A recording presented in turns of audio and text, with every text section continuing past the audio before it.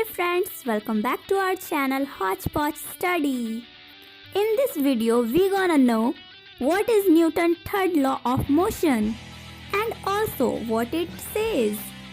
मतलब कि हम लोग इस वीडियो में जानने वाले हैं न्यूटन का थर्ड लॉ क्या है और यह हमें क्या बताता है.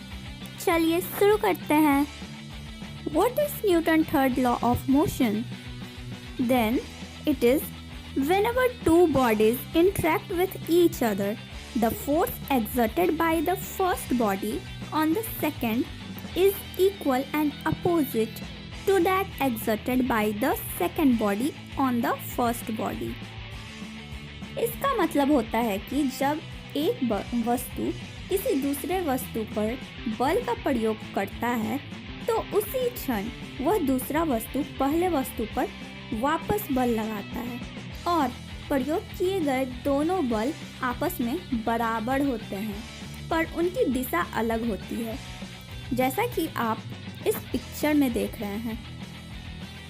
अगर हम सिंपल वर्ड में न्यूटन्स थर्ड लॉ को समझें तो हम इसे कह सकते हैं to every action there is an equal and opposite reaction. Just a one line definition. Newton's का थर्ड लॉ बहुत ही इंटरेस्टिंग है. चलिए इसे एग्जाम्पल्स के साथ समझते हैं. क्या है ये न्यूटन्स का थर्ड लॉ? जैसा कि हम लोग जानते हैं to every action there is equal and opposite reaction, वैसे ही हम एक एग्जाम्पल लेते हैं बॉल का. As how much force we throw a ball, the ground strikes it back on that same force. मतलब कि जितनी तेज़ी से हम कोई बॉल को ग्राउंड पे फेंकेंगे उतनी ही तेज़ी से वो बॉल ग्राउंड से उछल के दूर जाएगा.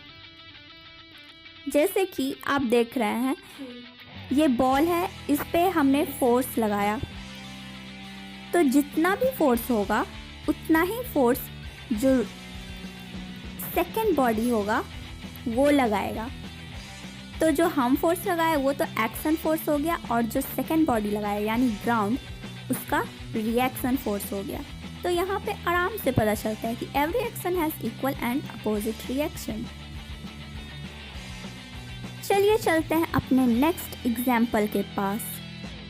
How Newton's third law works here. मतलब कि न्यूटन का थर्ड लॉ यहाँ पे कैसे काम करता होगा. ये तो बस एक स्प्रिंग है. मतलब कि यहाँ पे हम स्प्रिंग को जितनी तेज़ी से दबाएंगे, जितना फोर्स उस पर डालेंगे उतनी ही तेज़ी से स्प्रिंग ऊपर की ओर उछलेगा.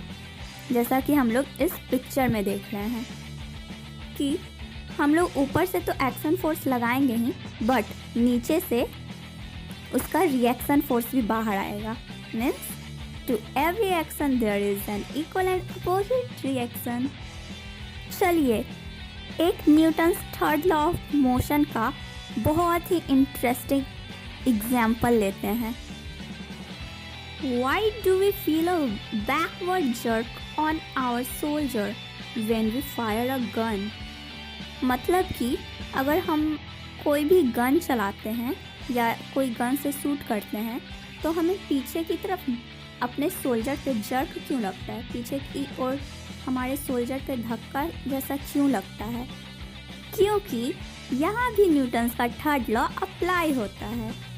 चलिए इसे समझते हैं कैसे. जैसे कि हमने गन से बुलेट छोड़ा तो ये तो हमारा एक्शन हो गया, लेकिन इसका इक्वल एंड अपोजिट रिएक्शन भी तो होगा. तो जितनी तेज़ी से वो बुलेट निकला उतनी ही तेज़ी से उसका रिएक्शन होगा.